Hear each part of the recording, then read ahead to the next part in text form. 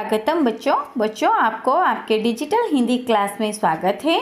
आज हम आपके कक्षा 5 के ज्ञानमंजरी विषय 6 सच्ची जीत इसके बारे में पढ़ेंगे। तो फिर चलो बच्चों विषय वस्तु की ओर चलते हैं।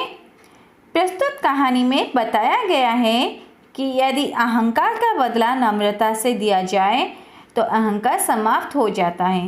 पिला माने प्रस्तुत कहानीटी एक कथा शिखाई दि जाए जदि कौनसी व्यक्तिर अहंकार से कौनसी जिनस को नहीं अहंकार करुच्ची तुम सामने से किसी अहंकार प्रदर्शन करुच्ची ता बदल तुम्हें जदि ताको नम्र धीर भाव किसी उत्तर दौच ताले ता मध्य अहंकारटी समाप्त हो जाए। किसी गांव में एक किसान रहता था। उसका नाम था श्याम सिंह। गोटे को गाँव में जड़े किसान रोते जड़े कृषक रोते जहाँ नाम थिला श्याम सिंह। वह बहुत ताकतवर और अभिमानी था। से बहुत ताकतवर थे और बहुत अभिमानी व्यक्ति मध्य थे। वह जरा सी बात पर गुस्सा होकर लड़ाई कर लेता था। से कौन करुले जी श्याम सिंह थे से कौन करते ना टिके कथारे रागी जाऊे आउ सांगे सांगे झगड़ा करने को बाहरी पड़ुले। गांव के लोगों से वह कभी सीधे मुँह बात नहीं करता था। पिला माने से जने एपरी व्यक्ति थे जे गाँव कौन से लोकों सहित ठीक भावे सीधा भावे केबे कथा हो नथिले। ना तो वो किसी के घर जाता और ना ही रास्ते में मिलने पर किसी से बात करता, ना ही से का घर को जाऊले ना रास्ता रे हठात के देखा हो गले का सहित कथा होथिले। गांव के किसान भी उससे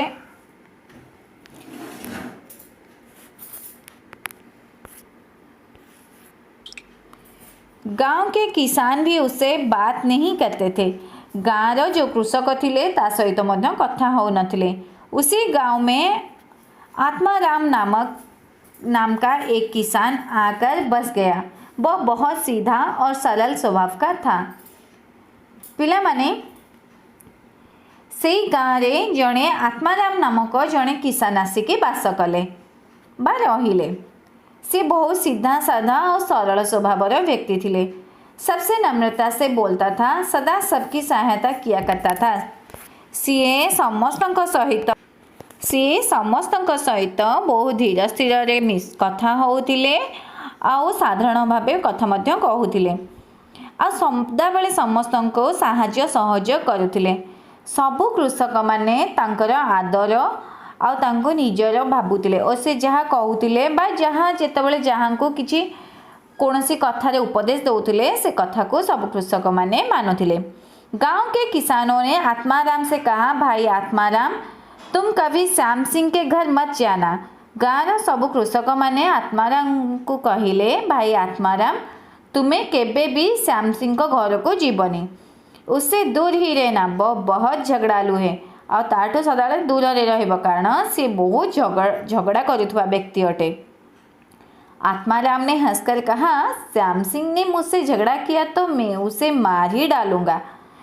आत्माराम सेठू हसिकी कहले, यदि श्याम सिंह मो से तो झगड़ा करे ताले मु ताको मारी देबी। दूसरे किसान भी हंस पड़े। यही कथा शुणिकी अन्य जो किसान माने कृषक माने थिले से माने भी हसी पड़ले। वो जानते थे कि आत्माराम बहुत दयालु है। से मैंने कहीं हसले कहले पिला माने एतिपाई हसिले जे कारण से जानी जे आत्माराम जो कथा कहते से केबे भी करें कारण से जड़े दयालु व्यक्ति अटंती। किसी को मारना तो दूर वो किसी को बुरा तक नहीं कह सकता। कहा को मारिबा तो दूर कथा से कहा को खराब बोली मध्य कहि परिबेनी। लेकिन ये बात किसी ने श्याम सिंह से कह दी, किंतु यही कथा कहीं जड़े श्याम सिंह को कहीदेले। श्याम सिंह क्रोध से लाल पीला हो गया। वो उसी दिन से आत्माराम से झगड़ने की चेष्टा करने लगा। यही जो कथाटी माने हस आ खुशी कथा हो गले थट्टा मजारे यही कथाटी कि जाइकी श्याम सिंह को कहीदेले। श्याम सिंह से दिन स्थिर करनेला पर सी पुणी शुणिकी पूरा रागी कि लाल पड़गला। आ से कहला जे मो से दिन से चेष्टा कला जे से दिन केमती आत्माराम सहित झगड़ा करिबो। उसने आत्माराम के खेत में अपने बैल छोड़ दिए। से कौन कला आत्माराम रो जो आमर धान बिल थिला आत्माराम जो धान बिल थिला से धान बिल रे कौन कला से तार निजर बलद को छाड़ीदेला। बेल बहुत सा खेत चल गए। बलद को मैंने कौन कले धान बिल रे बहुत सारा फसल को खाई गले, किंतु आत्माराम ने उन्हें चुपचाप खेत से बाहर हाँक दिया। किंतु आत्माराम चुपचाप आउ श्याम सिंह को पार्टी न करी ता सहित झगड़ा न करी से चुपचाप बलद मानू ता बिलरू बाहर को काढ़ीदेला। कारण सी जड़े कौन झगड़ालू व्यक्ति नथिला ना, शांत सरल स्वभाव व्यक्ति थिला। श्याम सिंह ने आत्माराम के खेत में जाने वाले पानी की नाली तोड़ दी। आत्माराम रो बिल को जाऊथुबा जो नला रे जो पानी जाए से नलाटा को भांगीदेला। पानी बहने लगा। आत्माराम ने आकर चुपचाप नाली बांध दी। पानी सुर कहला बोहिबाकू लगिला, किंतु आत्माराम आसला चुपचाप से नालटी को पुणी बांधीदेला। इसी प्रकार श्याम सिंह बराबर आत्माराम को हानि पहुँचाता रहा। यही परी श्याम सिंह बारंबार आत्माराम रो क्षति करने को चाहिला, किंतु आत्माराम ने एक बार भी उसे झगड़ने का अवसर नहीं दिया। किंतु आत्माराम ताको गोटे थर भी झगड़ा करिबार अवसर देला नहीं। बरसात आई। श्याम सिंह गाड़ी में अनाज भरकर दूसरे गांव से आ रहा था। रास्ते में कीचड़ में उसकी गाड़ी फंस गई। वर्षा दिन आसी जाए। श्याम सिंह कौन करची गाड़ी रे किछि जो आमर धान भरिकी गोटे अन्य गाँव पाक गाँव आसूला। रास्ता रे कौन होइछि ना कादुअरे ता गाड़ी फसीगला। श्याम सिंह के बैल दुबले थे, वो गाड़ी को कीचड़ से बाहर निकाल नहीं पा रहे थे। श्याम सिंह जो बलद माने से माने कौन थे बहुत पतला माने बहुत पतला और दुर्बल थिले। से सेतिपाइका से गाड़ी को भिड़िकी से कादुअरू बाहर को आनी पारला नहीं।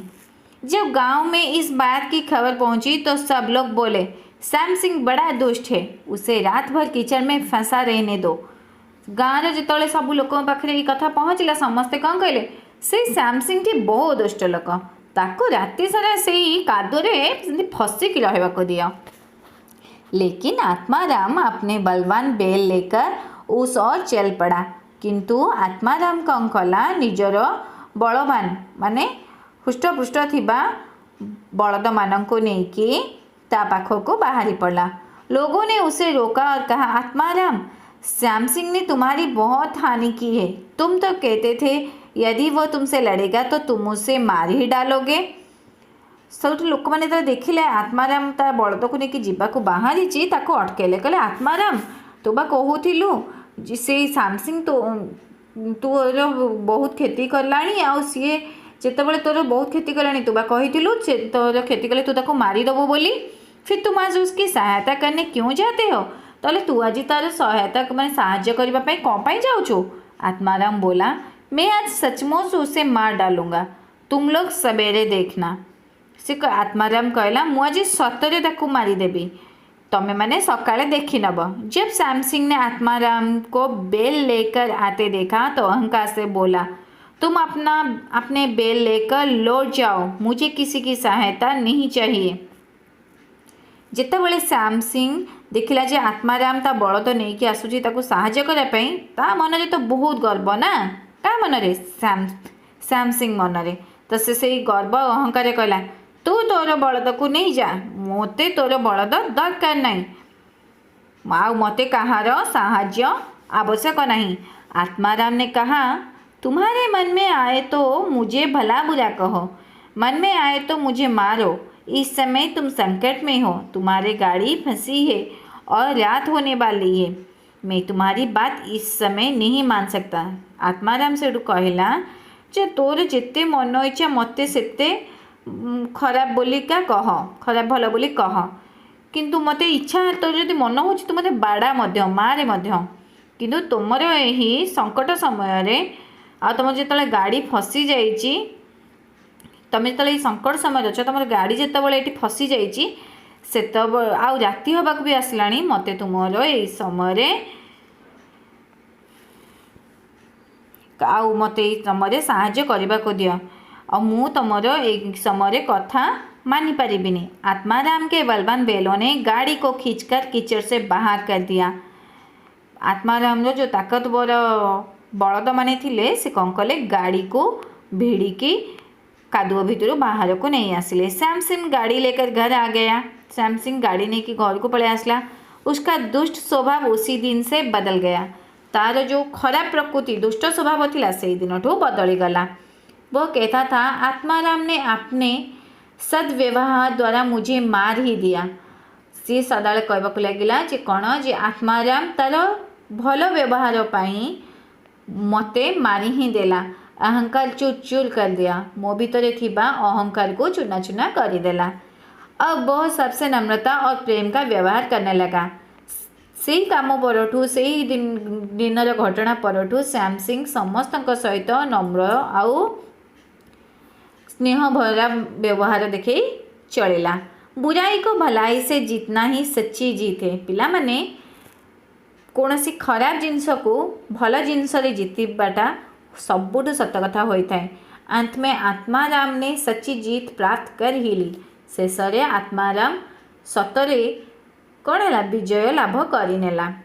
तो फिर बच्चों आपको इस कहानी से क्या सबक मिलता है? यही ना कि हमें कभी भी अहंकार नहीं करना चाहिए। हमें दूसरों के साथ प्रेम और नम्रता के साथ पेश आना चाहिए। बच्चों आशा है आप इस कहानी से जो भी सीखे होंगे उसको अपने जीवन में जरूर प्रयोग करेंगे और आशा है आपको ये विषय वस्तु जरूर समझ में आया होगा। तो फिर चलो बच्चों आज के लिए आपका गृह कर्म में विषय 6 सच्ची जीत के अभ्यास पृष्ठा 17 और 18 ये आपका गृह कर्म है। वीडियो को देखने के लिए शुक्रिया।